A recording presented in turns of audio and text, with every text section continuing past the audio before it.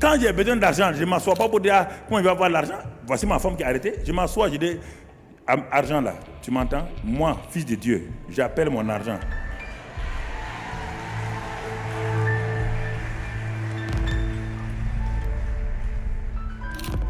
Mon père a l'or et l'argent, oui ou non? Je suis quoi?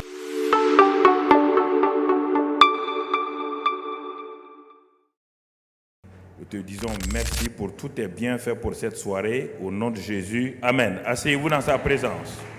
Asseyez-vous dans sa présence. Nous remercions le pasteur Yvan et son épouse et toute l'équipe de Impact Centre Chrétien pour cette deuxième session de conférence ici dans ce palais de congrès de Montreuil. Nous bénissons le Seigneur pour tous les orateurs qui sont là pour nous entraîner à avancer avec le Seigneur, pour glorifier le nom du Seigneur. Et c'est une grâce pour nous d'être ensemble pendant ces quelques jours afin de voir ce que Dieu veut faire dans nos vies et nous conduire pas à pas. Alors, je vais faire mon introduction ce soir et je vais continuer demain, après-demain, les quatre séances qui me sont données afin que nous puissions cerner un peu l'aspect que je vais aborder dans cette conférence-là.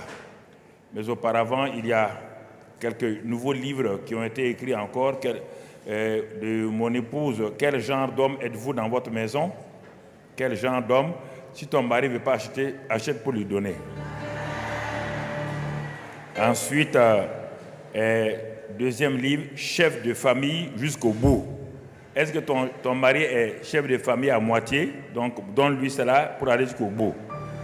Après, il y a la foi persévérante. Ensuite, entrer dans votre bénédiction et choisi et établi pour porter du fruit qui demeure. Voici donc, vous les trouverez au comptoir des librairies, là-bas au fond. Merci Seigneur. Maintenant, je vais aborder avec vous, écoutez-moi très bien, je vais m'entretenir avec vous sur le sujet que vous m'avez donné de traiter.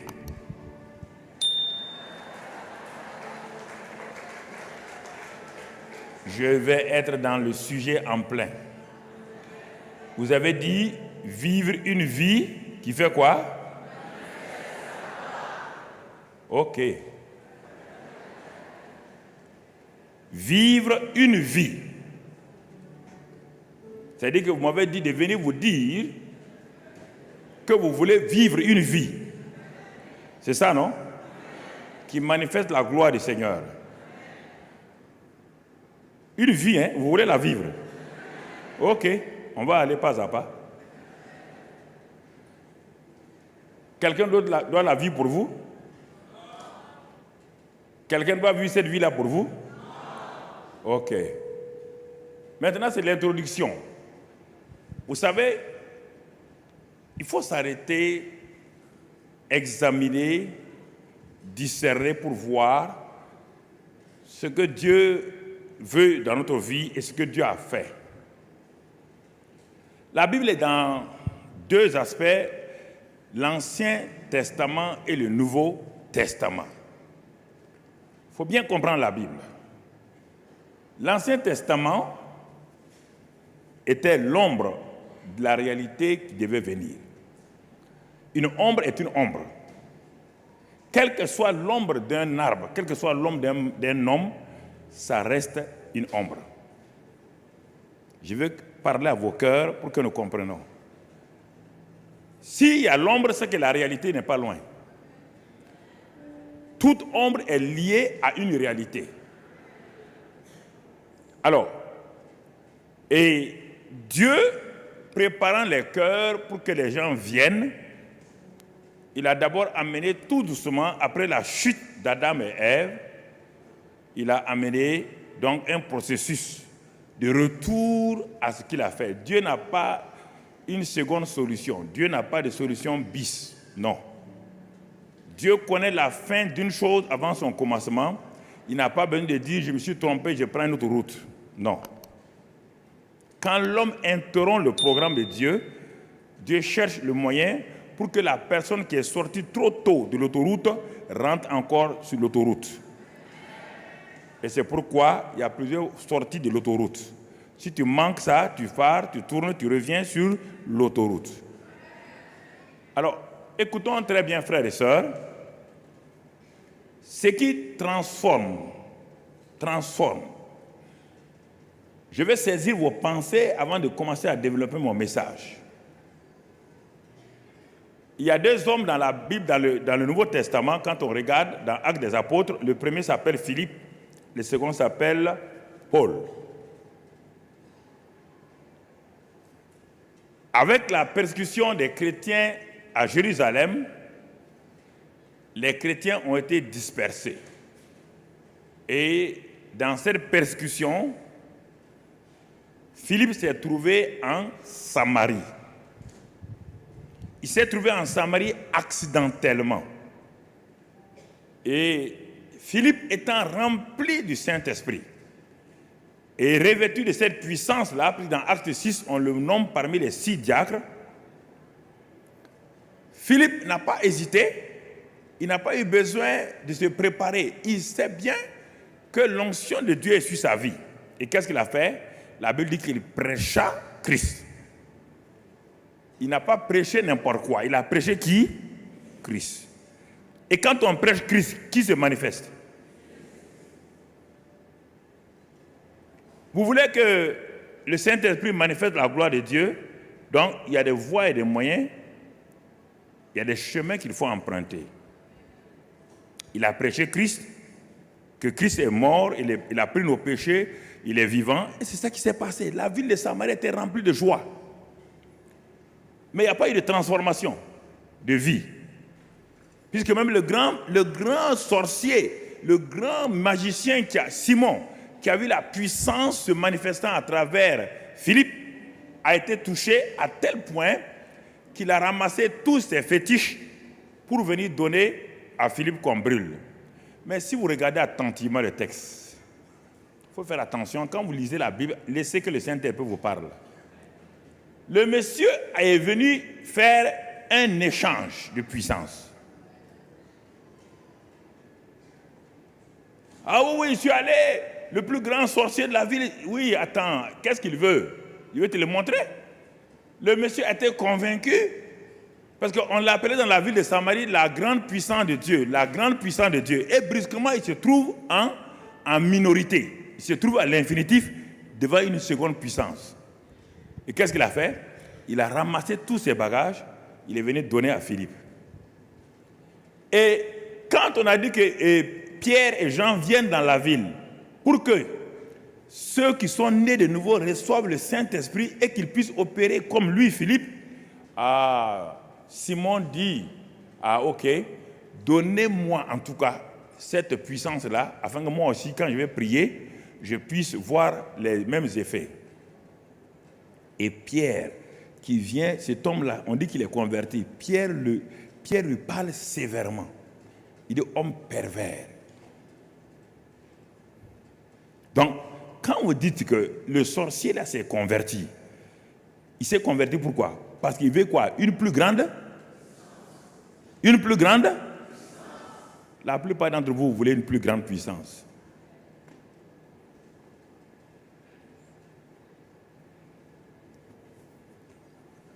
Vous voulez une plus grande puissance. Est-ce qu'il voulait Christ? Non. Il n'est pas transformé. Il n'est pas changé. C'est pourquoi Pierre, avec le discernement, Pierre a vu cet homme-là, il a dit c'est un homme dangereux. On vient de mettre entre ses mains, s'il a le baptême du Saint-Esprit, là, il a la puissance, il va faire plus de dégâts. Parce que lui, il veut pour manifester des choses pour lui-même. Et Pierre lui dit qu'il périsse, que l'homme la périsse avec tout. Allons plus loin, un autre homme, lui il avait la puissance, il s'appelle Saul de Tarse. Lui, il est converti à Christ, il est rempli du Saint-Esprit. Voyons-le, il rentre à Éphèse. Il rentre à Éphèse, il trouve là-bas 12 disciples d'Apollos. Apollos était un prédicateur éloquent, solennel, mais qui n'a aucune onction, aucune puissance de vie en lui. Donc tous ces convertis, ce sont toujours des gens dans la chair.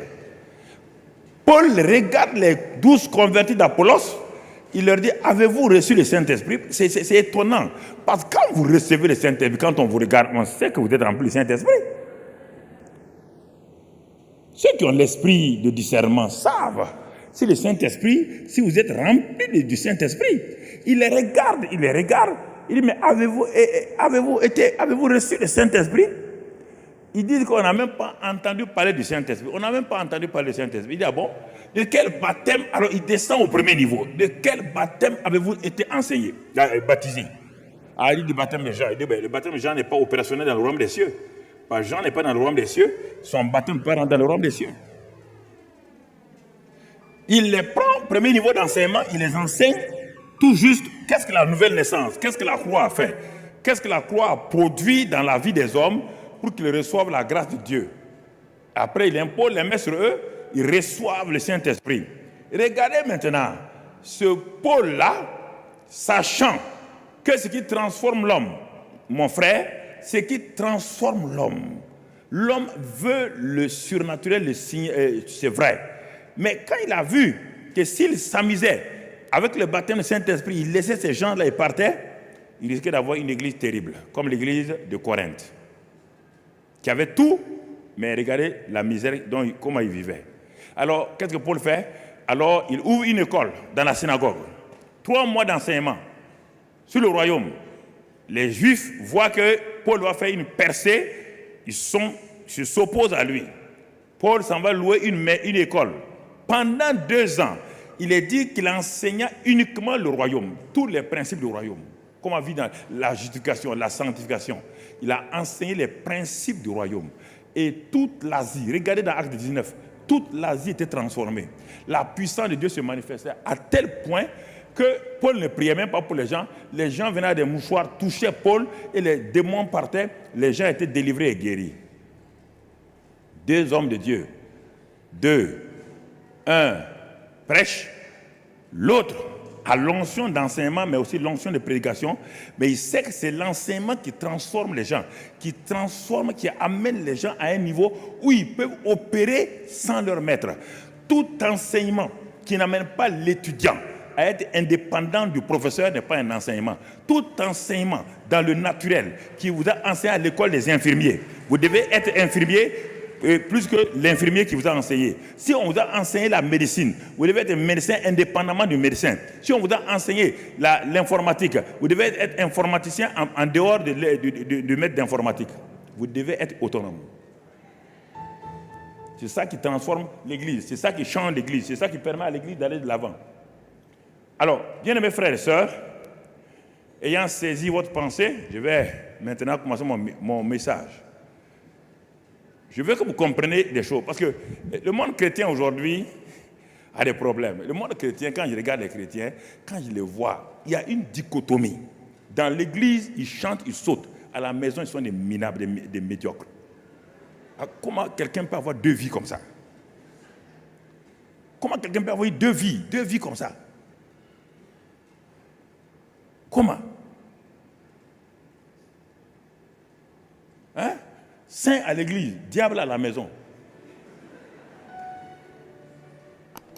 Il dit, on va percer, tu vas percer quoi? Qui? Le diable a peur de toi. Même le plus petit démon du royaume de Satan n'a pas peur de toi. Il te laisse danser, quand il t'arrive à la maison, tu te fouettes. Non, je veux vous parler, moi je suis un papa, je vous parle clairement. Hein. Je ne veux pas vous tourner autour du pot, je ne veux pas vous regarder, je n'ai pas peur de vos yeux, vous ne me faites pas peur. Donc,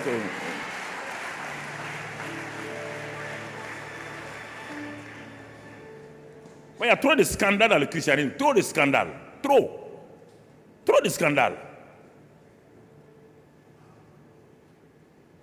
Alors, vivre une vie qui manifeste sa gloire, formidable.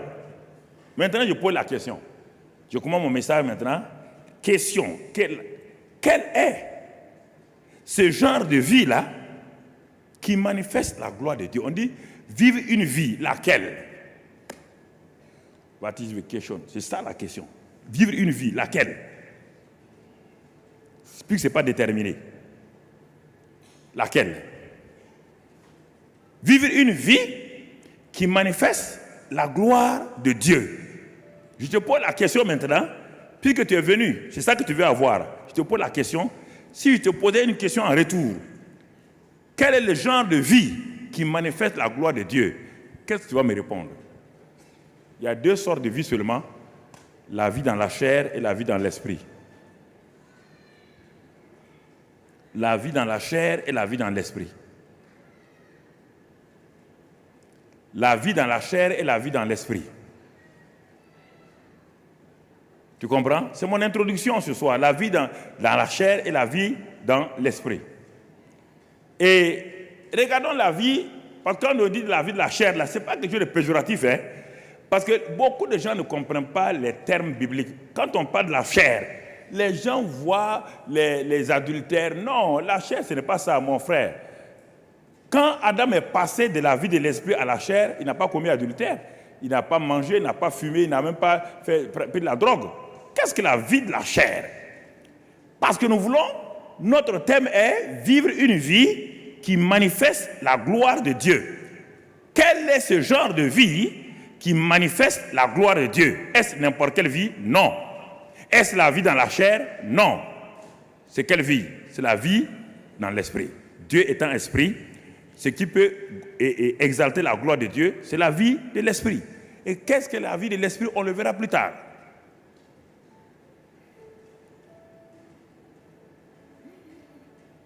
La chair dans la Bible, c'est le Nouveau Testament, en particulier Paul, qui nous révèle la chair. La chair, mon frère, elle fonctionne sur la base des 5 sens du corps et aussi, en même temps, de façon corrélative avec les sens de notre âme. C'est ça la combinaison qui fait la chair. Puisque quand l'homme est tombé, l'homme vivait dans la chair, il ne vit plus dans l'esprit. Son âme dirigeait son corps. Ses émotions, ses sentiments dirigeaient son corps.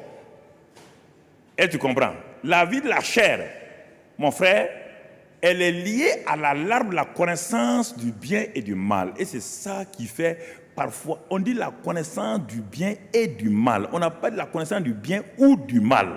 Ça veut dire que cet arbre-là, qui manifeste, que la chair manifeste, cet arbre-là, il y a de très bonnes choses et en même temps, on dit, conjonction de coordination. On n'a pas dit l'arbre de la connaissance du bien ou du mal.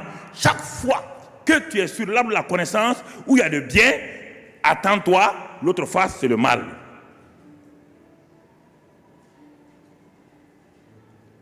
N'abaissez pas l'affaire de la chair là à Galate. Galate te montre, on dit les œuvres de la chair. On n'a pas de la chair, on dit les œuvres de la chair. C'est-à-dire que la chair existe et ses œuvres existent. On n'a pas dit que Galate 5, 19, c'est la chair. On dit les œuvres de la chair sont manifestes. Donc la chair est une nature. La chair est une nature.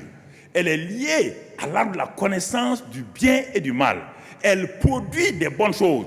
La chair a produit les découvertes scientifiques. La chair a produit tout ce que le monde vit aujourd'hui, c'est la chair. Regarde la puissance de la chair. Vous ne comprenez pas la chair, hein? La chair, quand les gens sont tombés dans Genèse 6, quand les gens sont tombés, on trouve ces hommes qui n'ont plus l'esprit de Dieu, qui sont en train de faire une tour pour aller au ciel. Dieu était tellement inquiété de ce que les hommes, sans rien, sans nos connaissances scientifiques que nous avons là, sont en train de faire une tour pour aller au ciel. Dieu dit, si on ne descend pas pour les empêcher, ils vont réaliser. L'homme est capable d'aller, et c'est pourquoi je dis au président, il veut aller par la lune au ciel. L'homme est capable, la chair est capable de tout ça. Regarde les exploits de la chair. Quand on parle de chair, on ne parle pas d'adultère ou autre chose. Ça, c'est les œuvres de la chair.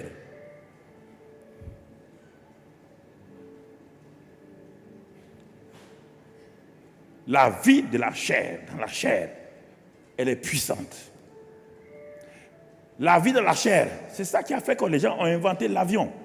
C'est ça qui a fait que les gens ont inventé les ordinateurs. C'est la vie de la chair comme ça. Elle n'est pas négative, mais elle produit le bon et le mal. C'est pourquoi tous les médicaments inventés sont bons et mal. C'est-à-dire que les antibiotiques sont bons et en même temps vous détruisez le système immunitaire. Chaque chose que l'homme fait, il y a bon et mal. La chair fait bon et mal, bon et mal, bon et mal. Et ça ne peut pas manifester la gloire de Dieu.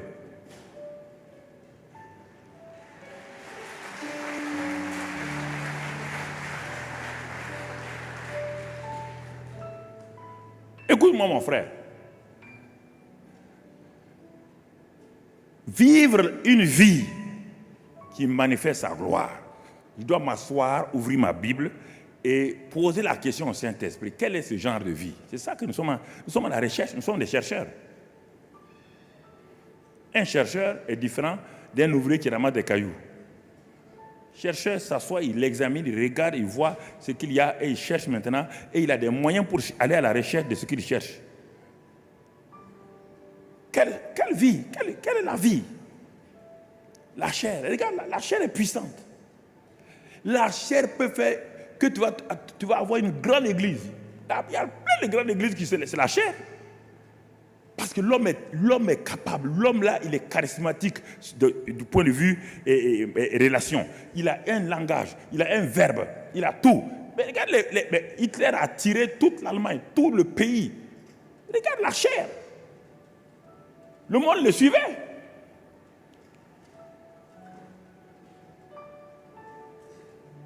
On peut bâtir une église avec la chair, mais elle ne va pas loin. Elle ne va pas loin. On peut faire beaucoup de choses avec la chair. La chair, ce n'est pas les œuvres de la chair. On parle de la chair, on ne parle pas des œuvres de la chair. C'est quand on parle de l'esprit. L'esprit est une chose, le fruit de l'esprit est une autre chose. Le fruit de l'esprit est issu de l'esprit. Les œuvres de la chair sont issues de la chair.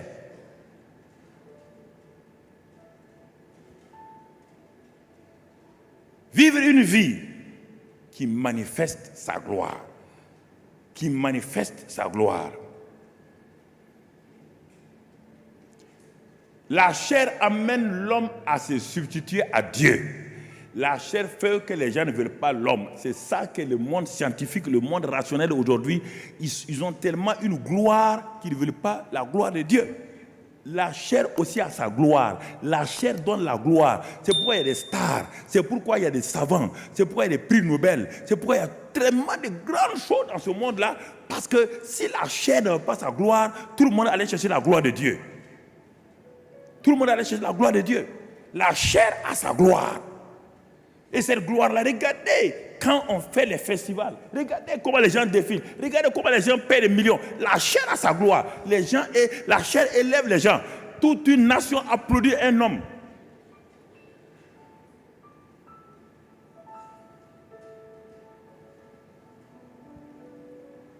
Toute une nation applaudit un homme dans la chair. Même les pasteurs applaudissent les hommes dans la chair. Ils ont manifesté un certain degré de gloire. Cette gloire, elle n'est pas mauvaise, mais elle ne glorifie pas Dieu. Elle élève le nom de la nation. Elle élève le nom de la famille. Mais elle n'a rien à voir avec Dieu. Rien avec Dieu. Mon frère,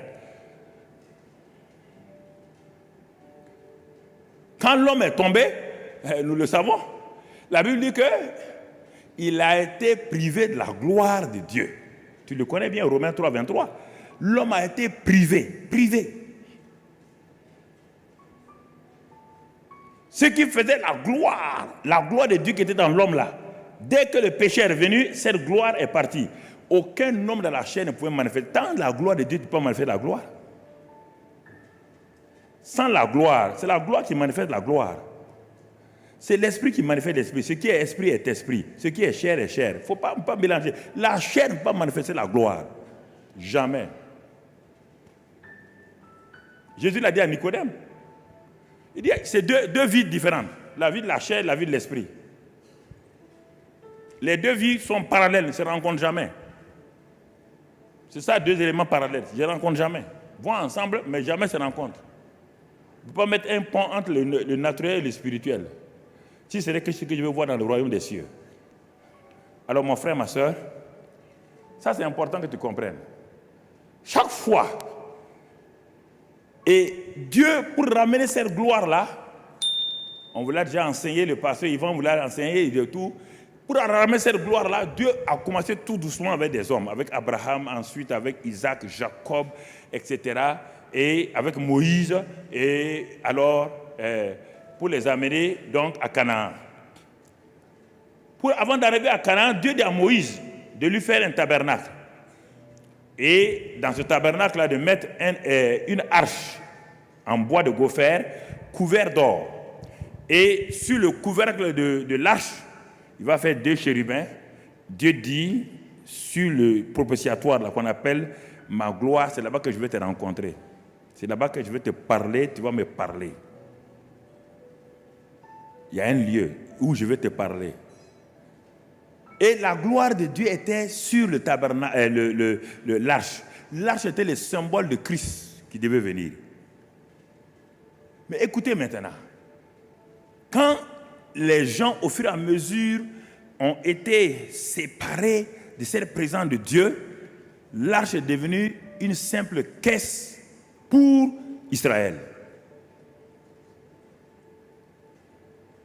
Et le nombre rare de gens au temps du jeune Samuel, il a dit la parole était rare, les dons, la parole était rare, les visions étaient rares, parce que l'arche de la présence, l'arche de la gloire de Dieu avait été tellement dépouillée, humiliée, rendue inutile qu'elle s'était posée dans le temple, au vu au su de tout le monde. Mais quand cette arche a été prise par les Philistins, le papa Élie, sans eux, ce n'est pas le prophète, le souverain sans eux, dès qu'il a appris que l'arche a été prise, il est tombé raide mort. Sa belle-fille, qui devait accoucher, était en train de mourir. Elle a prononcé un mot, Ikabot. Il dit à Israël, la gloire de Dieu était dans l'arche. C'est-à-dire le poids de Dieu, tout ce que Dieu avait comme poids au milieu de nous, était dans cette caisse-là. L'honneur, la renommée, la réputation de Dieu, tout ce qui est gloire dans l'Ancien Testament, Kabod, était là. Si cette caisse-là n'est plus au milieu de nous, c'est-à-dire que la gloire de Dieu s'en est allée en même temps. Même s'il y a le tabernacle, même s'il y a le temple, sans cette caisse-là, il n'y a rien. C'est un temple vide. Et c'est pourquoi plus tard, quand le Saint-Esprit va venir, si tu ne sais pas l'entretenir, tu te crées un problème.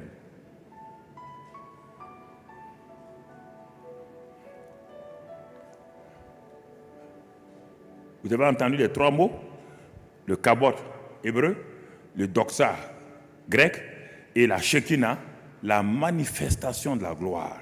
Les 2, kabot et doxa, montrent, ça c'est statique, ça montre la réputation, la gloire, l'honneur, le poids. La shekinah, c'est la dynamique, c'est ce qui est manifesté.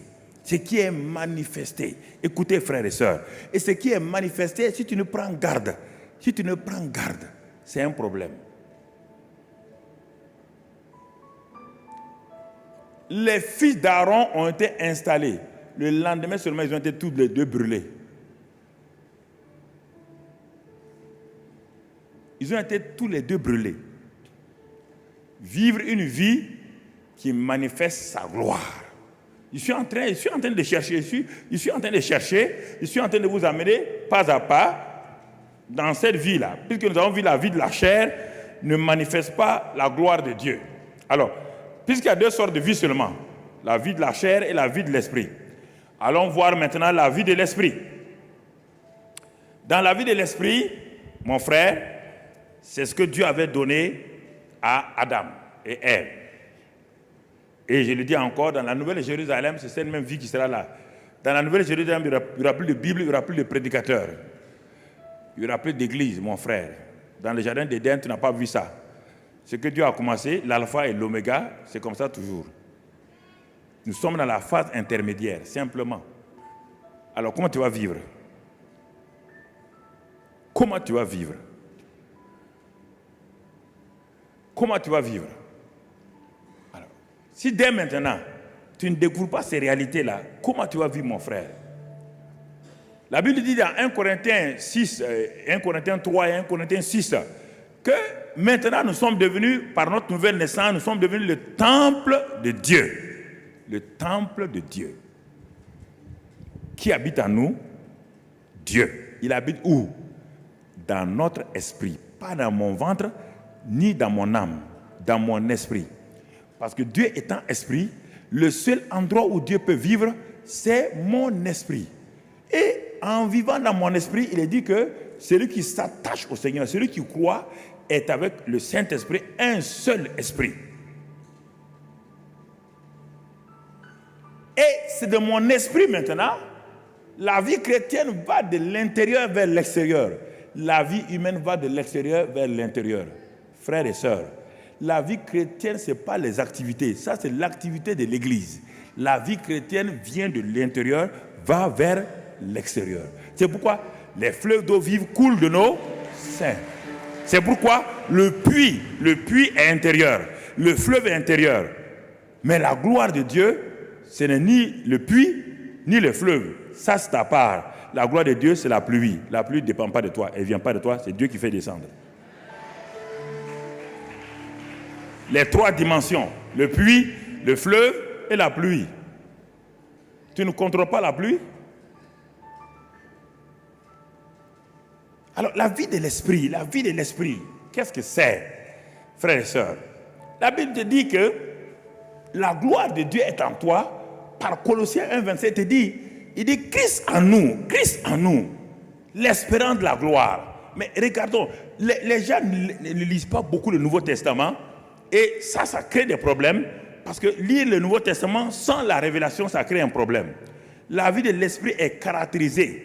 La vie de l'esprit est caractérisée par quelques éléments importants que je vais te dire et tu vas comprendre. Et si tu es conscient de ces éléments-là, si tu les entretiens, la gloire de Dieu va se manifester. La gloire de Dieu n'est pas spectaculaire, elle est surnaturelle. Ne confondez pas le spectaculaire et le surnaturel.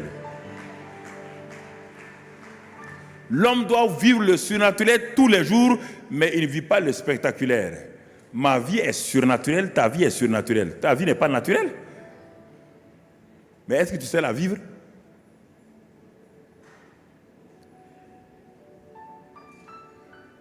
Qu'est-ce qui caractérise donc la vie de l'esprit? La vie de l'esprit est caractérisée par quoi?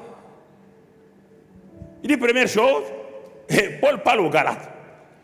Il dit Galates, marchez selon l'esprit et non selon la chair.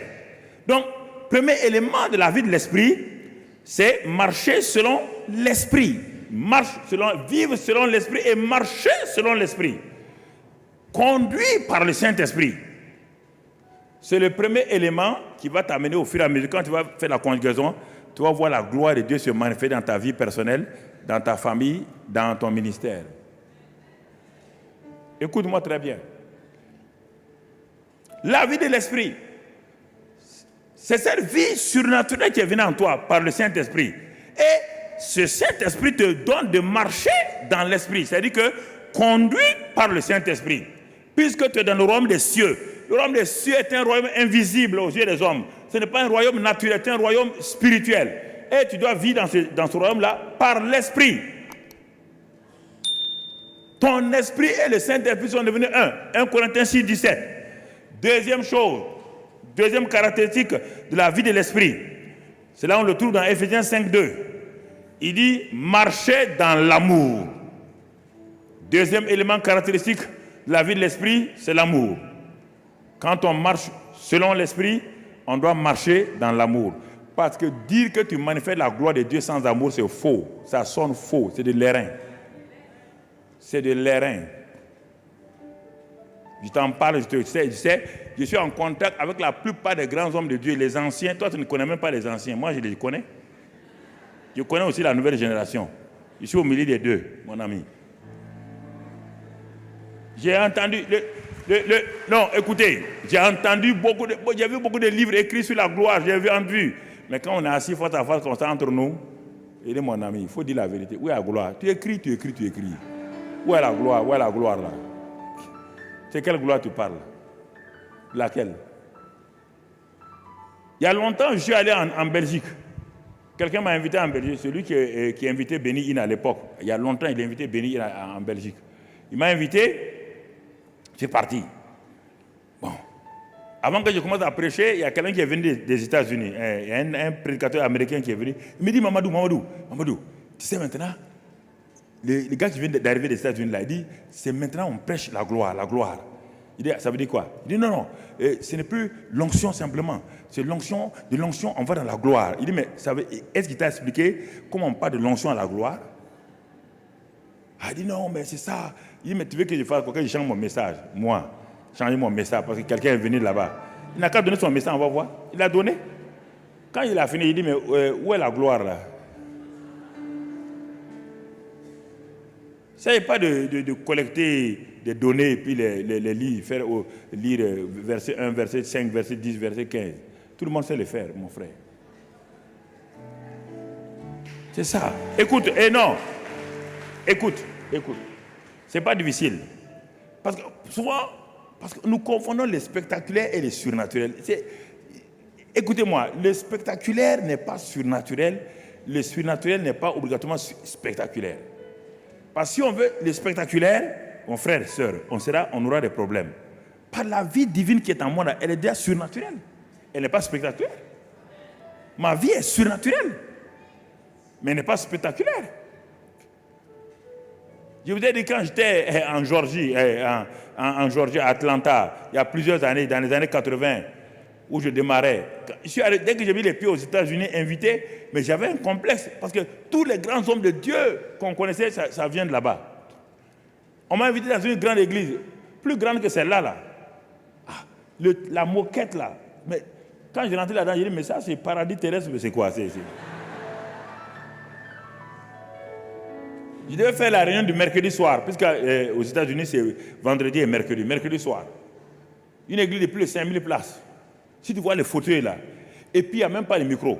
Il a dit que lui, il a copié le temple de Salomon. Quand tu prêches là, ta voix s'en va de l'autre côté. Non, c'est sérieux. En ce temps, moi, je fonctionnais beaucoup dans l'onction.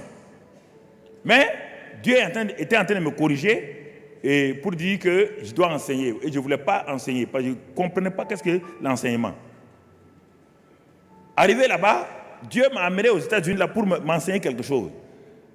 Quand on arrive le soir à 19h pour la réunion, il dit à mon conducteur, le docteur Lewis qui faisait ma tournée aux États-Unis, il dit que lui s'excuse. Bon, il y a le gars, les gens de Yonggi Show sont là, donc est-ce qu'on peut diviser la prédication en deux temps? Moi, je prends 30 minutes et les Yonggi Show là prennent 30 minutes. Mon ami là voulait un Américain là, il a dit non, il n'était pas d'accord. Il dit mon ami, il faut le laisser. Yonggi Show, il est connu, c'est lui. Moi, je viens de l'Afrique. Les gars ne me connaissent pas. Donc, laisse-le. Il ne me connaît pas. Laisse-le tomber. Comme il regarde par la chair, laisse-le tomber. Il n'a pas de discernement. Il ne regarde pas la chair. J'ai dit, ils n'ont pas commencé. Donc, si c'est ça, moi, je leur donne la première place. Ils ont pris. Ils ont prêché Acte 1:8. Vous recevrez une puissance. Power. Oh, praise the Lord.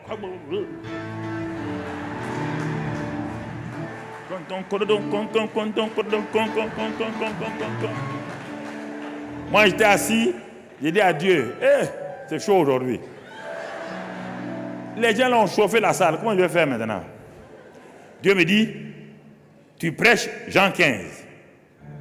Il dit, Dieu, Jean 15, c'est le sarment et le cep et le sarment. Il dit, ce que vous ne comprenez pas, vous, si toi tu as un sarment, moi je suis le cep, tu peux échouer? Hein? La vie du cep est dans quoi? La puissance du cep passe où? Sois un simple sarment, lève-toi. Quand ils ont fini, Je me suis levé, j'ai commencé à prêcher doucement. J'ai écouté le Saint-Esprit. Il faut savoir écouter le Saint-Esprit. Quand tu prêches, ne va pas vite. Le Saint-Esprit te parle. Parce que, écoute, un prédicateur est un chauffeur. Il regarde la route, il regarde les rétroviseurs, il regarde bien et il fait attention à toute la circulation devant et derrière, ce qui lui permet de ne pas faire accident. Donc, il faut écouter le Saint-Esprit. Au moment où tu prêches là, ne viens pas prêcher tes idées. Il y a plein de choses que j'écris là, mais ça ne sort pas. Quand je me tiens devant vous, Dieu me dit, lui, il connaît ce peuple-là plus que moi. Toi, tu ne le connais pas. Donc, voilà ce que tu dis. Et je sors, il me parle, au moment où il parle, je sors au fur et à mesure. Mon message, ce n'est pas ma tête. Mon message n'est pas dans ma tête. C'est ce que j'ai fait. 15 minutes. Ils m'ont donné 30 minutes. 15 minutes. Saint-Esprit dit, prie maintenant. Il dit, mais je dois dire quoi? Il dit, mais comme ils ont dit qu'il y a l'onction là, tu as déjà vu danser, non? Dis simplement, esprit de Python. Dis seulement, esprit de Python. Quand j'ai dit ça, esprit de Python, mon frère, la salle a changé brusquement. Les gens qui criaient, près de l'eau, étaient à terre. Comme ça.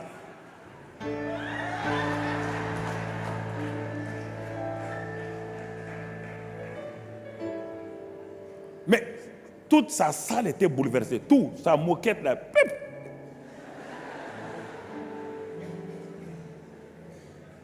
Il a levé une offrande spéciale pour moi. Il dit, the African man is a powerful man. Il dit, non. Je lui ai dit, ce n'est pas l'Africain là, c'est le Saint-Esprit qui est en moi. Faut pas africaniser le royaume des cieux. Il n'y a pas un royaume des cieux africain, il n'y a pas un royaume des cieux français ni américain. Il y a un seul royaume des cieux. Mon ami, mon frère, depuis ce temps-là, j'ai dit à Dieu, si c'est ça l'enseignement, j'accepte.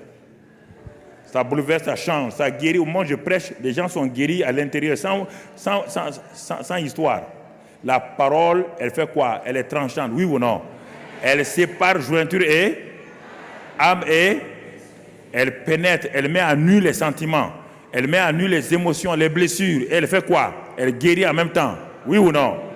C'est ça que j'ai compris avec l'enseignement, mon frère. C'est ça que j'ai compris avec l'enseignement. Troisième chose, donc la vie de l'esprit, c'est marcher dans l'esprit, c'est marcher dans l'amour. Et troisième chose importante de la vie de l'esprit, il est écrit dans 2 Corinthiens 5, 7, nous marchons par la foi et non par la vue. Je te pose la question maintenant, regarde ces 3 éléments-là. Est-ce que tu considères ces 3 éléments? Si tu considères ces 3 éléments, comment tu vas échouer? Comment tu peux échouer? Marcher dans l'esprit, dans l'amour et par la foi. Montre-moi ces trois cordes-là, ces trois cordes-là. Comment quelqu'un peut échouer? Comment tu vas échouer? Tu vas échouer comment et comment tu vas échouer? L'esprit est là pour tout ce que tu veux dans l'esprit. L'onction, la puissance, tout, les dons. Ça, c'est l'esprit. L'amour, ça, c'est la nature de Dieu manifestée. Et la foi, c'est la foi qui passe entre les choses spirituelles que Dieu a données et les choses manifestées. C'est la foi qui va dans l'invisible, le royaume de Dieu, prendre tout ce que Dieu a donné pour le manifester dans le physique.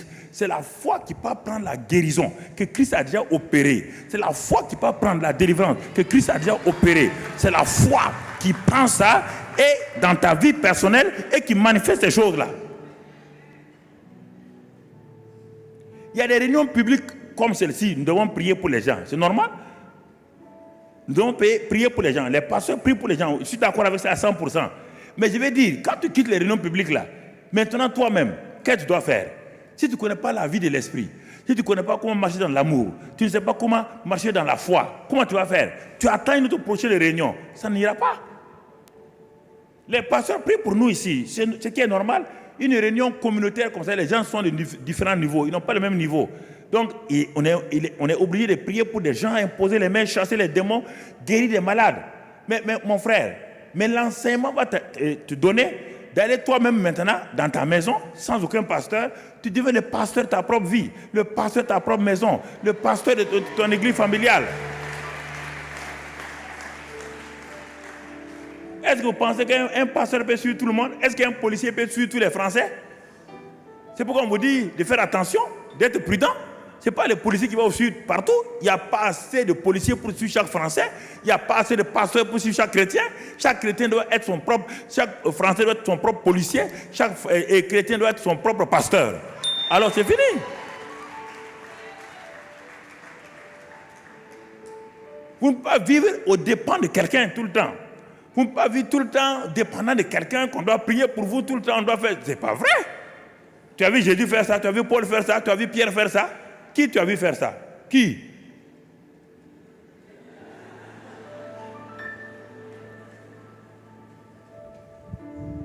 Mais si ce n'était pas réel, pourquoi Jésus va laisser le monde entier à 11 traîtres?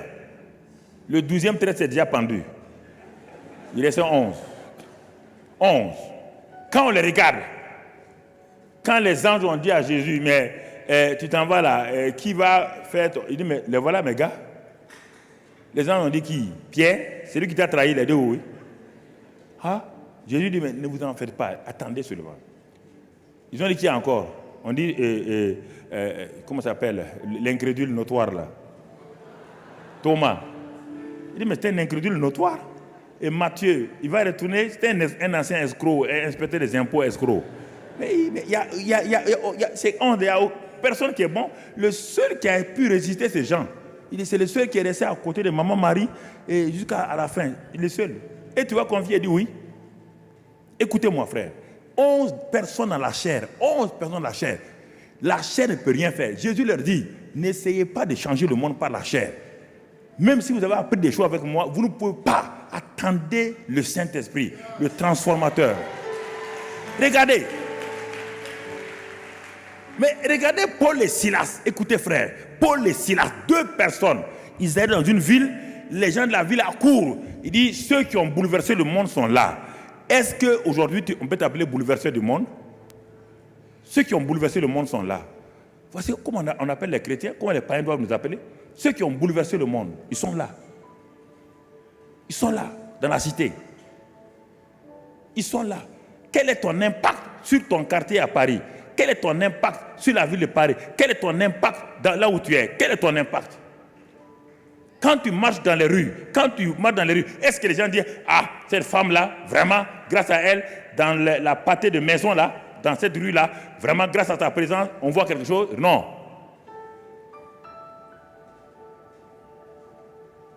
Tu ne laisses pas la place au Saint-Esprit pour travailler. Tu as pris le Saint-Esprit, tu l'as emprisonné et tu veux manifester la chair. La chair ne peut pas. La vie de l'esprit. 3 éléments. Marcher dans l'esprit, dans l'amour et par la foi.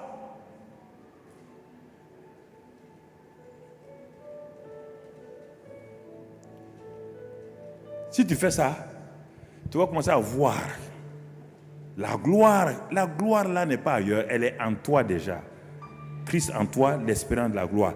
La vie chrétienne est une vie d'intérieur. Ce n'est pas une vie d'extérieur. Peut-être tu ne crois pas. La Bible dit dans Éphésiens 2, verset 3 d'abord. Éphésiens 2, verset 3. Qu'est-ce qu'il dit? Nous tous aussi, nous étions de leur nombre et nous vivions autrefois selon les convoitises de notre chair. Vous voyez bien?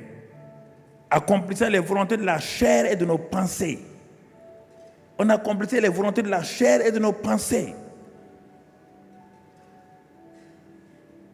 Allons au verset 9. Au verset 9.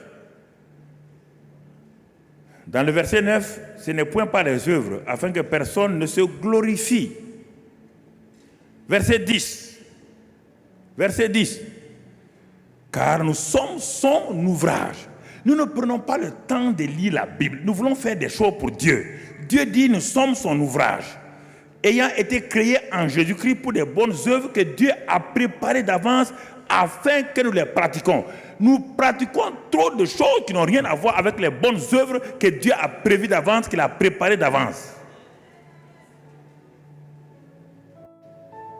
Nous sommes son ouvrage. Ce micro-là est l'ouvrage de quelqu'un qui l'a inventé. Il l'a inventé pour un but. Ce micro-là, mon frère, c'est pour amplifier ma voix. Elle ne sert pas à autre chose. Tant que je ne parle pas, le micro ne peut rien faire. Si je dis micro, parle. Est-ce qu'il peut parler? Il est fait pour amplifier. Toi, tu es fait pour quoi? Tu as été créé pour quoi? Parce que tu confonds la destinée naturelle et la destinée spirituelle. La destinée naturelle, tu es ingénieur. La destinée naturelle, tu es informaticien. Mais tu vas mourir sans ta destinée spirituelle. Et tu vas arriver au ciel, Dieu s'en fout d'ingénieur, d'informaticien. Ça n'existe pas au ciel. Il va te dire, mon ami, voici le livre des destinées. Voilà ce que tu devais faire. Tu n'as rien fait. Maintenant, tu es sauvé, ouf, à travers le feu, ouf. Mais sans aucune récompense. Mais vous ne lisez pas, lisez la Bible, ne vous laissez pas embrouiller par les gens. On dit, vous êtes son ouvrage. Ceux qui ont inventé la voiture Mercedes, ils l'ont inventé pour un but. Ceux qui ont inventé l'avion, ils l'ont inventé pour un but. L'avion n'est pas un bateau. L'avion ne rentre pas sous l'eau. Tu as été créé pour un but. Quel est ce but-là? Tu es son ouvrage, mais tu ne penses pas à ça. Tout le temps, tu es en train de prier, donne-moi ça, donne-moi ça, donne-moi. Il y a quoi? Il n'y a qu'à te donner pour faire quoi? Tu veux que je te donne ça, il n'y a qu'à te donner pour faire quoi? Ne t'en fais pas, je ne suis pas contre les choses. Vendredi ou samedi, je vais te montrer comment Dieu manifeste la prospérité, mais de façon surnaturelle, sans problème. Et tu dois participer à ça. Quand je vais lancer l'appel là, tu dois participer à ça. Et Dieu, écoute, quand il y a un projet quelque part, écoute, bon, ça c'est vendredi, samedi. Ok, très bien, merci. Voilà. Écoute mon frère, écoute. Éphésiens 1:3 te dit que Dieu nous a déjà bénis de toutes les bénédictions spirituelles dans les lieux célestes en Christ. Dans les lieux célestes, on n'a pas de au ciel. Si tu es au ciel aujourd'hui, tu es mort. Les lieux célestes, d'abord comment dans ton esprit. Les lieux célestes, comment depuis la terre jusque là-haut. C'est une conjonction de deux puissances. L'Esprit Saint et ton esprit. Et la conjonction là se trouve où? En toi. Dieu t'a déjà béni de toutes sortes de bénédictions dans les lieux célestes en Christ. Christ est en toi. Christ c'est qui? Regarde le secret. Christ c'est qui? Christ n'est pas Jésus. Christ, c'est, il est dit que Dieu, la révélation de Dieu, c'est Christ. Le mystère de Dieu, c'est Christ. En qui se trouvent tous les trésors de la sagesse, de la connaissance. Toute la plénitude de la divinité était corporellement dans ce Christ-là, et ce Christ-là est entièrement en toi. Tu as tout pleinement en Christ. Ce Christ-là, c'est qui? Écoutez, je vais parler. Ce Christ-là, c'est qui? Tu mènes ta vie chrétienne là sur la base de quoi? Dieu a mis tout ce qu'il voulait. Dieu a mis tout ce qu'il veut en Christ. Christ est en toi. Tu veux chercher les bénédictions là où? Tu vas les sortir d'où? C'est dans ton esprit. Tu les cherches où? Où est-ce que Dieu va? Est-ce que si tu demandes la guérison, est-ce que la guérison vient du ciel? Non. Est-ce que quand tu demandes la prospérité, elle vient du ciel? Non. Il n'y a pas de prospérité au ciel, mon ami. C'est dans les lieux célestes. Il n'y a pas de maladie au ciel, ni de guérison au ciel. C'est dans les lieux célestes. Où? En toi. C'est pourquoi Dieu dit qu'il nous a sauvés par la grâce, moyen de la foi. La grâce est la source du salut. Quel salut? Sozo. Sozo. Qui veut dire quoi? Salut de l'âme. Qui veut dire quoi? Guérison. Qui veut dire quoi? Délivrance. Qui veut dire quoi? Prospérité. Qui veut dire quoi? Élévation. Qui veut dire quoi? Victoire. Qui veut dire quoi? C'est ça le sozo. Dieu nous a sozo par la grâce. Le sozo est là. Tous les éléments du sozo sont là. En où? En nous. Maintenant Dieu te dit, maintenant le même Dieu te donne quoi? La foi. Pour que ton sozo soit manifesté et rendu visible aux yeux des gens. Ton sozo qui est en toi là. Mais écoutez frères et sœurs, vous voulez me contredire, Dieu est le naturel et le spirituel. Pourquoi l'Afrique a eu des problèmes pendant des années? L'Afrique est le continent dont le sous-sol est riche. Les Africains, tous les Africains sont riches. Ils sont riches de quoi? Du pétrole, de l'or, du diamant, de l'uranium, du manganèse, tout. Mais ils étaient les plus pauvres manifestés. Sur le plan de manifestation, ils étaient les plus pauvres, alors qu'ils sont les plus riches. Il y a quelqu'un qui a amené la foi scientifique. Ce sont les machines qui sondent, qui sont allées sonder notre or, notre pétrole, enlever, nous laisser. On est assis sous les arbres en train de discuter.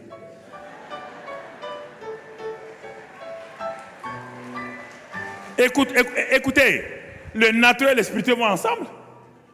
Est-ce que Dieu a rendu l'Afrique pauvre? Hein? Alors, qu'est-ce qui manquait aux Africains? Ils étaient couchés sur l'or. Nos parents dormaient sur le pétrole. Ils dormaient sur l'or, le diamant, le manganèse, l'uranium. Ils dormaient sur ça et ils étaient pauvres. Il leur manquait quoi? La grâce a donné le sozo. Il leur manquait quoi? Le moyen de la foi. La foi. Et Dieu avait donné ça. Mais certains sont venus de loin, très loin. Ils n'ont pas de sozo chez eux. Ils n'ont pas de pétrole. Ils n'ont pas tout. Ils ont la foi. Ils sont venus faire quoi? Ils sont venus ouvrir notre sol, enlever. C'est ça que Dieu te dit. Dans ton esprit, Dieu a déjà tout déposé. Maintenant, il faut la foi pour enlever. Il faut la foi pour enlever. Il faut la foi pour enlever. Vous voulez dépendre tout le temps de quelqu'un pour qu'il enlève votre... S'il enlève votre sozo, il va vous donner des miettes.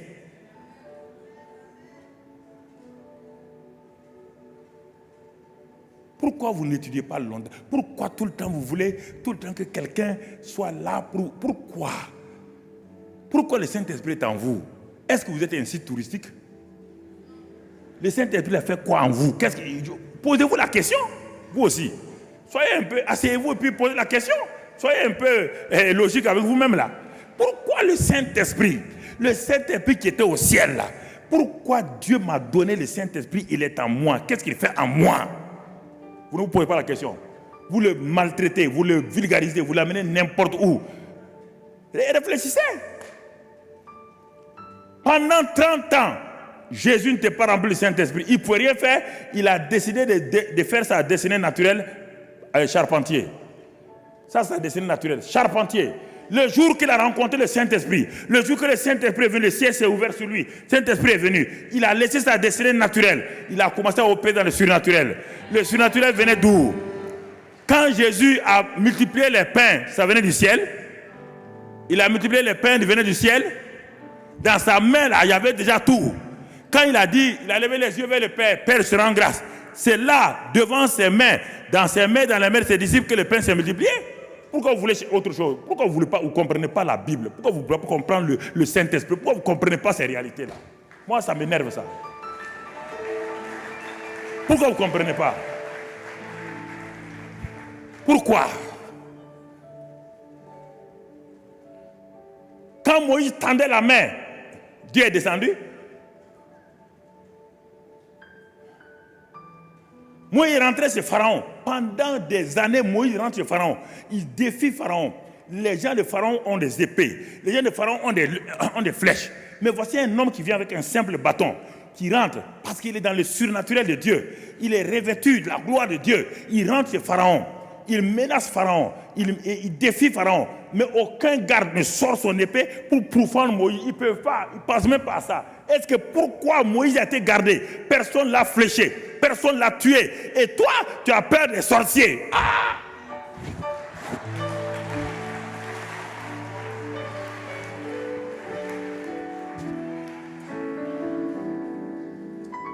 Quelque chose, ici, ça ne va pas. Ça ne va pas. Ça ne va pas. Vivre une vie qui manifeste sa gloire.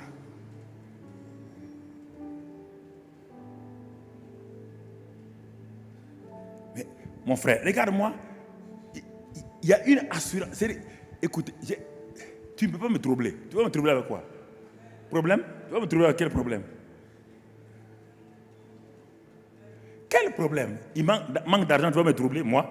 Tu vas me troubler comment ça? J'ai une banque? Tu vas me troubler? Attends, tu vas me troubler avec quoi? Tu vas me troubler avec quoi?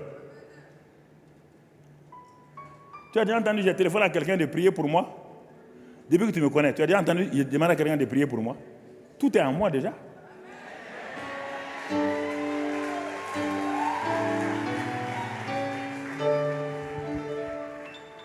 C'est ça.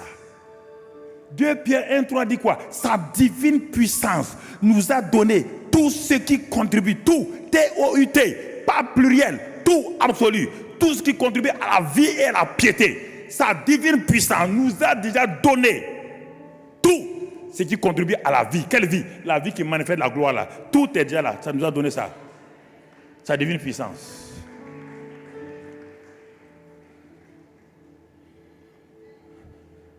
Vous cherchez les choses où? Vous allez les avoir où? Montrez-moi le magasin de Dieu, je vais aller ouvrir ça pour vous donner. Vous cherchez quoi? Cherchez quoi? Vous êtes diplômé. Quand j'étais un nouveau chrétien, quand j'étais diplômé en France, j'ai dit à Dieu avant de quitter la France, Toulouse, je m'avais pris mon poste de directeur. Les gens ont dit tu es fou. Il faut faire 1 an de stage avant même d'être confirmé. J'ai quitté la France le 3 août 1975. Le 5 août 1975, je suis arrivé, le ministre m'a nommé directeur. Écoute-moi là. Tu ne comprends pas comment se manifeste là. Si tu ne manifestes pas la gloire de Dieu, tu sais, il y a 2 manières de manifester la gloire de Dieu. Dans les campagnes d'évangélisation, on manifeste la gloire de Dieu.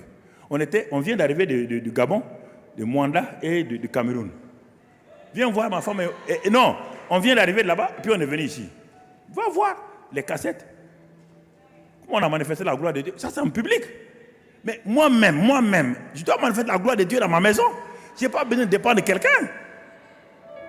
Quand j'ai besoin d'argent, je ne m'assois pas pour dire comment il va avoir l'argent. Voici ma femme qui a arrêté. Je m'assois, je dis, argent là, tu m'entends? Moi, fils de Dieu, j'appelle mon argent.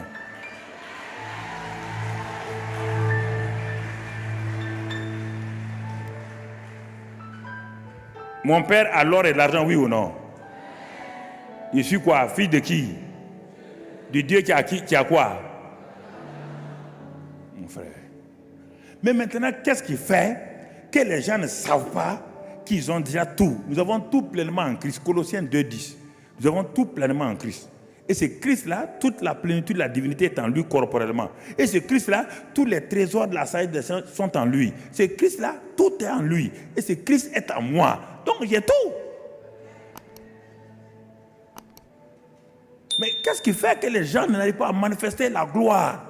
Moi, ce que je vais traiter là, parce que les pasteurs, les jeunes là ont traité beaucoup de bonnes choses. Ils ont traité le pasteur Yvan, les hôtels, Samuel et le pasteur, ils ont tous traité de très bonnes choses. Ils ont prié pour vous, tout. Moi, je veux parler de la gloire dans votre vie personnelle. C'est de ça. Dans votre vie personnelle. Dans votre vie personnelle et autour de vous, dans votre famille et tout. C'est de ça que je vais parler. Le ministère se complète formidablement. Ne vous inquiétez pas. Je suis en train de te donner comment préparer ton plat à la maison, manger toi-même.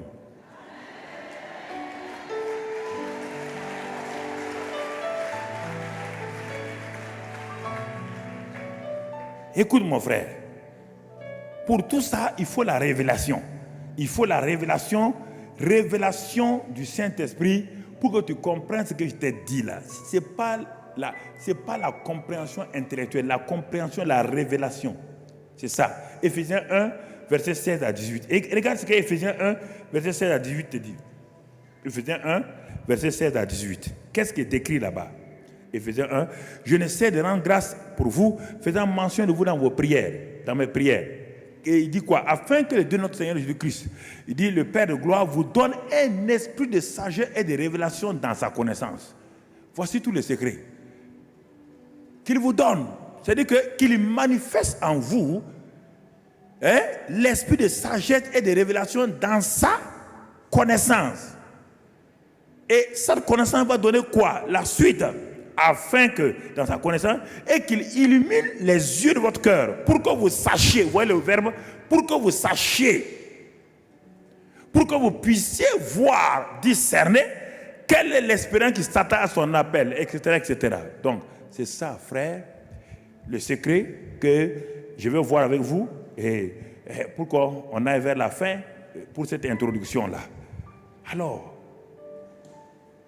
mais ça, regarde un deuxième passage, 1 Corinthiens 2, versets 9 et 10. Regarde ce passage-là. Tu n'aimes pas les lire beaucoup, c'est pourquoi? Parce que c'est en parlant que l'enfant a commencé à parler. Ce qui n'est pas répété ne marche pas, mon frère.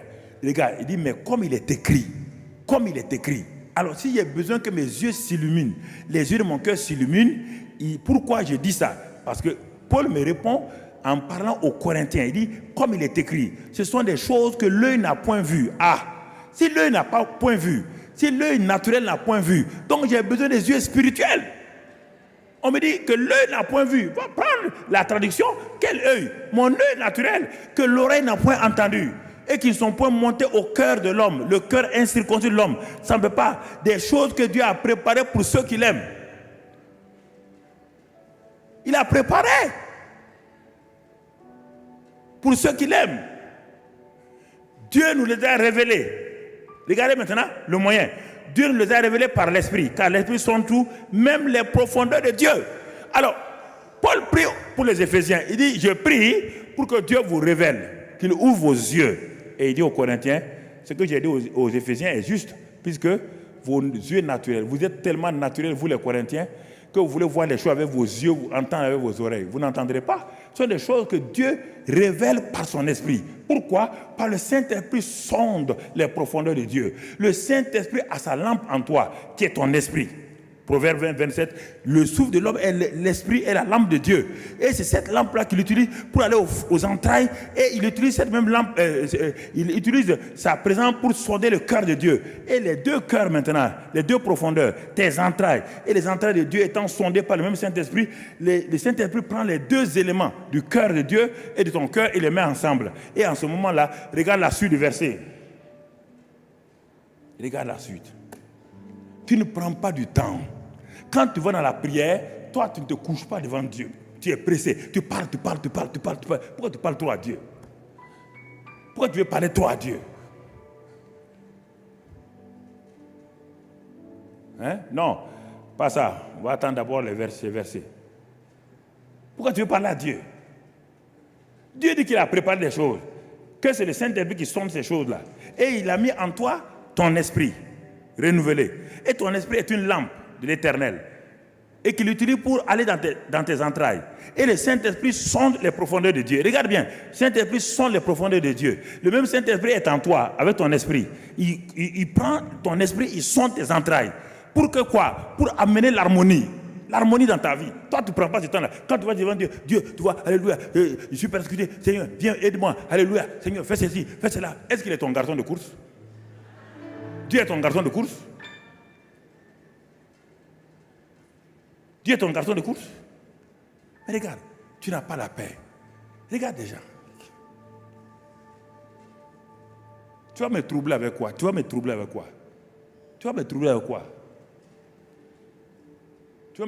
quel problème? Quel problème tu vas utiliser pour me troubler? Tu vas me troubler avec quoi? Mon problème ne vient pas de l'extérieur, mon problème vient de l'intérieur. Tant que je suis en connexion avec le Saint-Esprit, mon esprit et le Saint-Esprit sont en connexion, je n'ai pas peur. Mais je tremble lorsque j'oublie ça et que je regarde au dehors. Quand je regarde au dehors, je verrai des tempêtes. Quand je suis au dehors, je verrai toutes ces choses-là.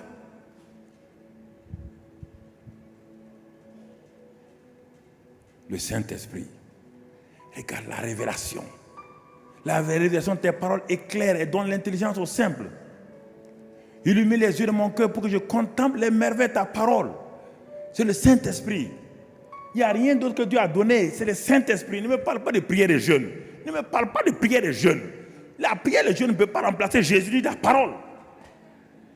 Adam ne gênait pas dans le jardin d'Éden. Et dans la nouvelle Jérusalem, on ne va pas gêner. Mon frère, quelle est ta relation avec le Seigneur?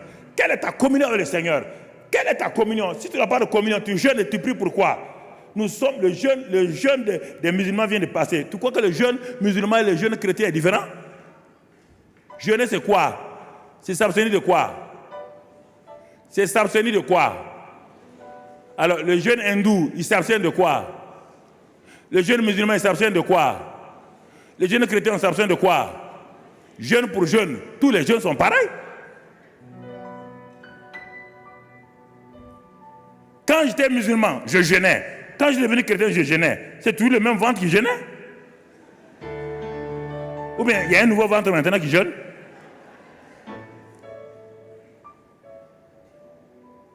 Mais on vous donne maintenant quelqu'un avec qui vous liez, quelqu'un avec qui être en connexion.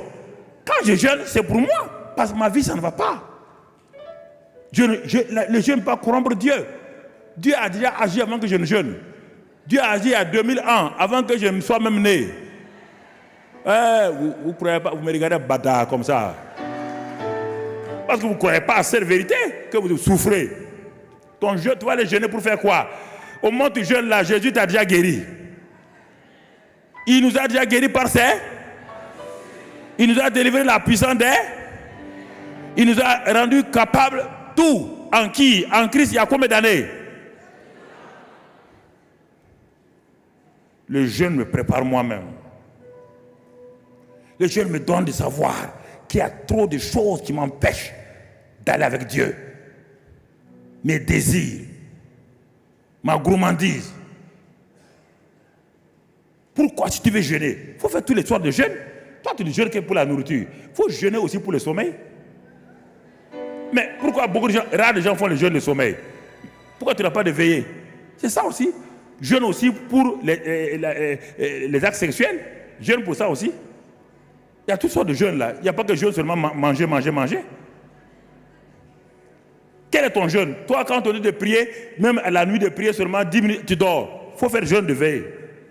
Toi, tu n'as pas besoin de jeûner pour la nourriture. Toi, tu as besoin de jeûner pour le sommeil. Il y a plusieurs sortes de jeûnes. Il ne faut pas mélanger, frère. Le jeûne est important. Mais quel jeûne tu as besoin? Quel jeûne?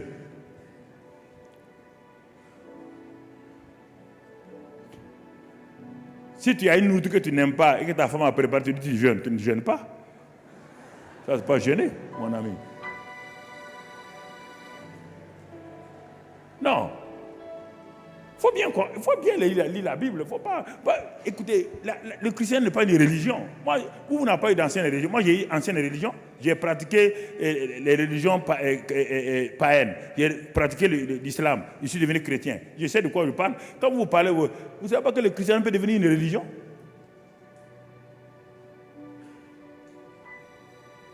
Une religion, carrément.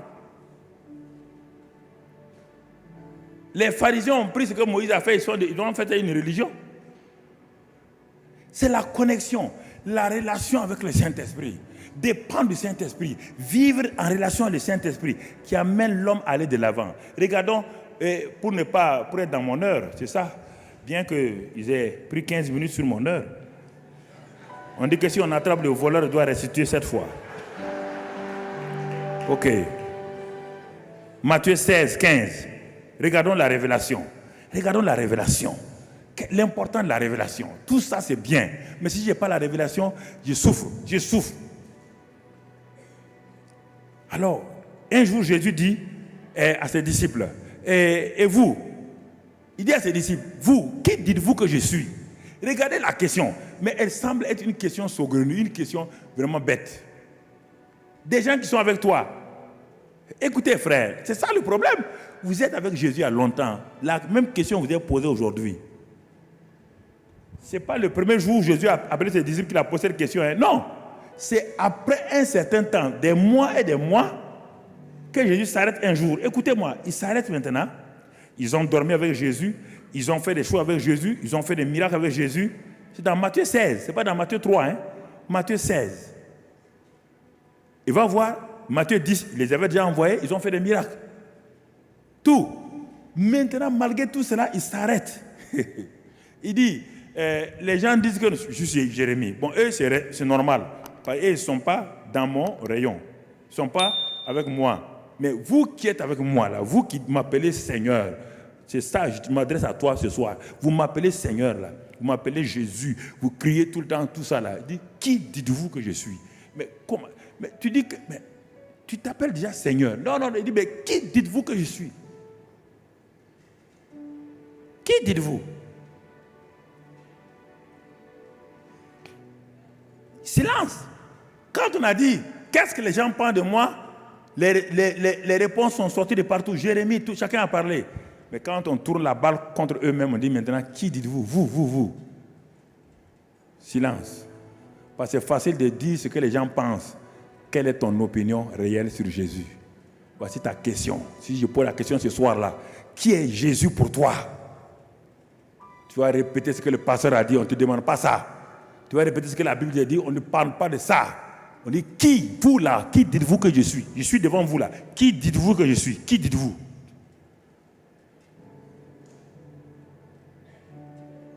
Mais il nous pose une question bête, hein? Mais quand même. Non, il dit, qui dites-vous?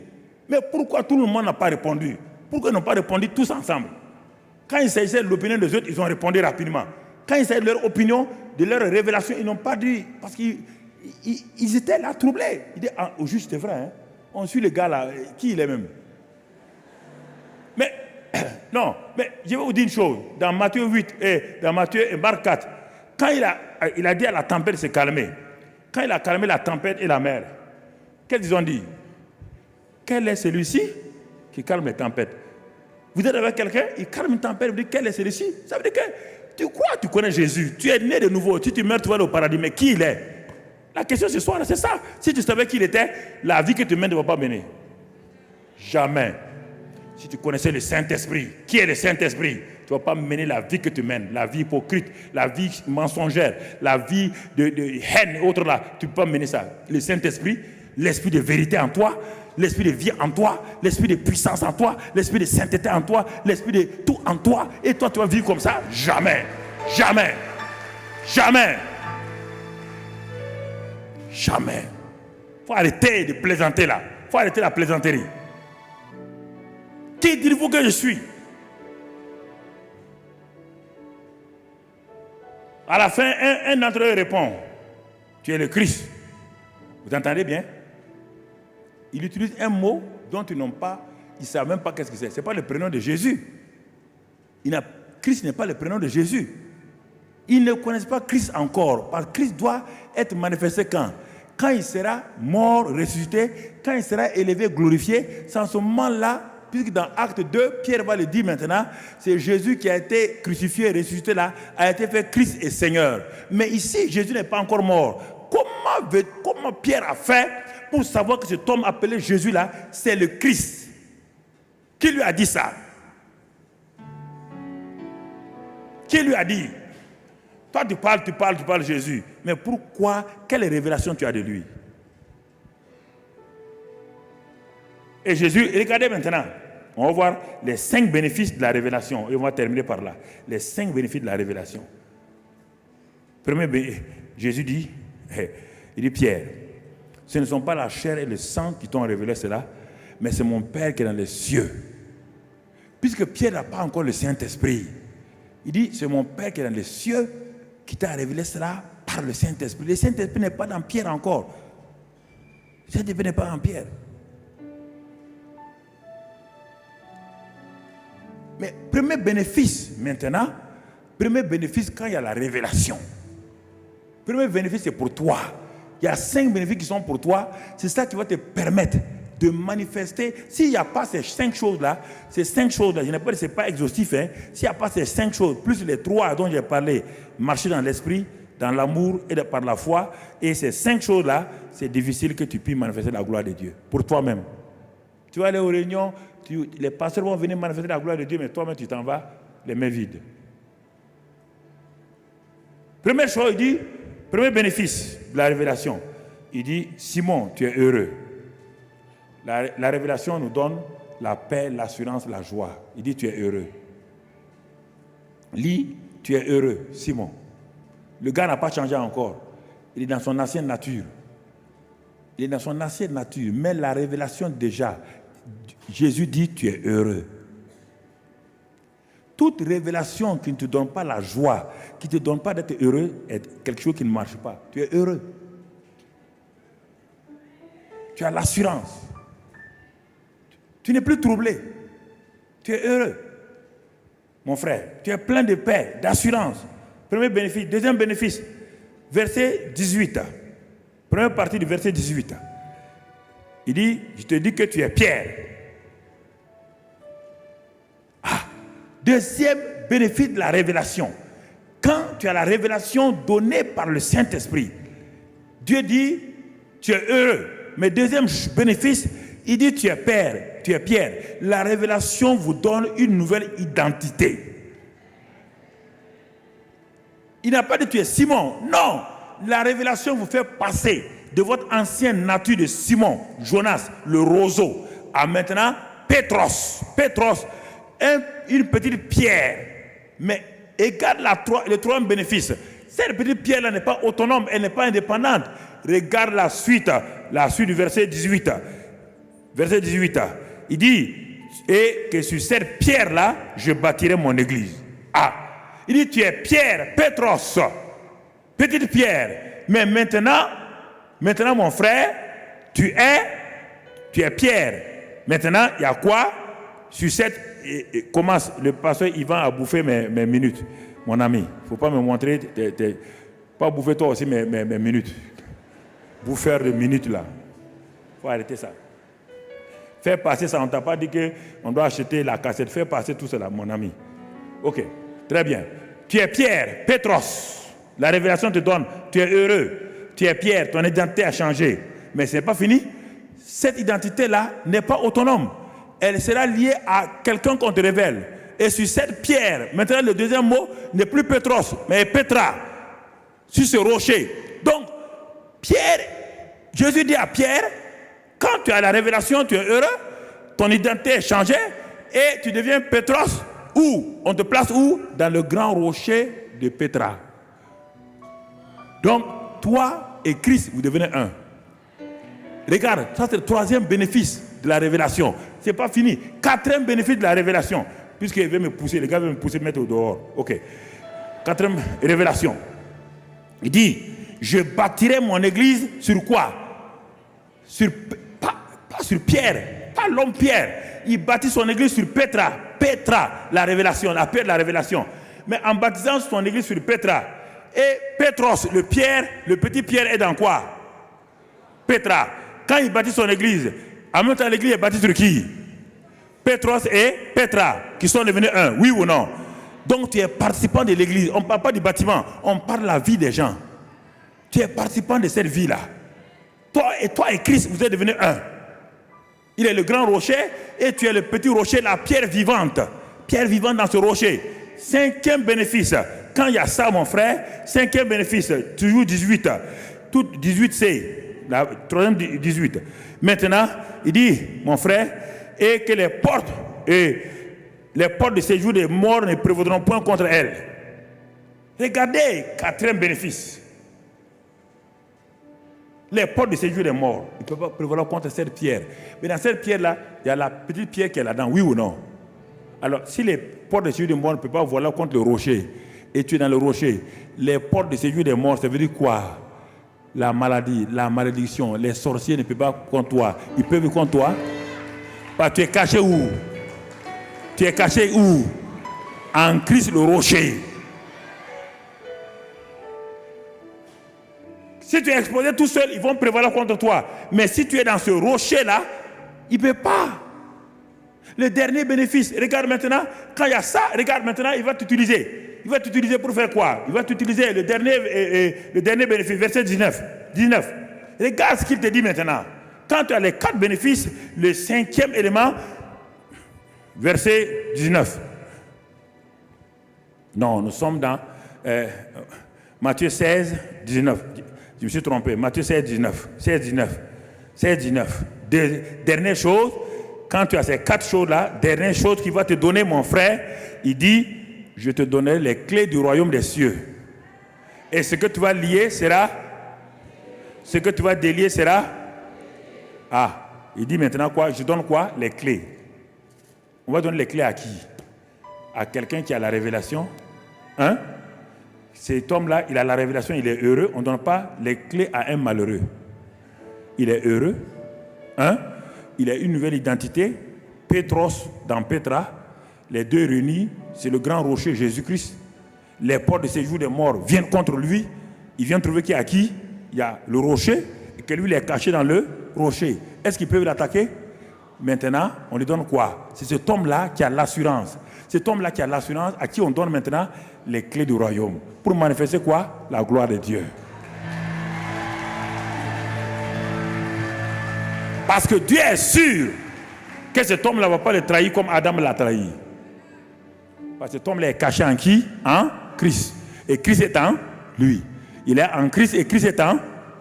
Alors il a le pouvoir de faire quoi? Lier, délier. Ça veut dire quoi? Lier, délier là.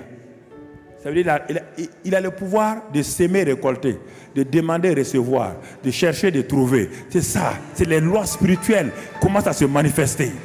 Cet homme-là, quand il va quelque part, quand il prie, la gloire de Dieu se manifeste. Quand il demande les choses dans sa vie personnelle, ça se manifeste. Partout où il va, quand il sème, il récolte en abondance. La gloire de Dieu est partout maintenant dans sa vie. La gloire de Dieu est derrière, devant, en haut, partout, mon frère, ma soeur. La gloire de Dieu est partout dans sa vie. Parce qu'il a les clés du royaume. On ne donne pas les clés du royaume à n'importe qui. On donne les clés du royaume à celui qui a la révélation. Frères et sœurs, on va voir la suite demain. Par la suite, par la grâce de Dieu, je voulais introduire ce soir-là, avec ce message-là, que tu comprennes, dans ta vie personnelle. Sans ça, mon frère, tu vas manifester l'onction. L'onction fait de grandes choses. Peut-être on verra l'église de David et l'église de Salomon. L'église de David et l'église de Salomon, c'est deux choses. Salomon a reçu tout ce que tu veux là. Tout ce qu'un homme veut sur la terre, Salomon a tout reçu. 1000 femmes. Toi, tu veux deux mêmes. Lui, il a eu 1000. Il a eu l'argent, il a eu tout. Il a eu la sagesse, il a eu tout. Regarde sa fin. Il a manifesté la gloire de Dieu. Mais David, regarde David. Il a manifesté quoi? La gloire de Dieu. Ça, c'est l'église de David, l'église de Salomon. C'est deux églises différentes. Ce n'est pas n'importe qui manifeste la gloire de Dieu. Hein? David était un homme selon le cœur de Dieu. Et Salomon était un homme qui refusait le cœur de Dieu. Il refusait de chercher Dieu. Cherchait la sagesse. Cherchait les grandes choses. Dieu lui a tout donné. Mais son cœur était attaché aux femmes étrangères. David ne cherchait pas autre chose. Il cherchait Dieu. Dieu lui a donné tout. On termine là.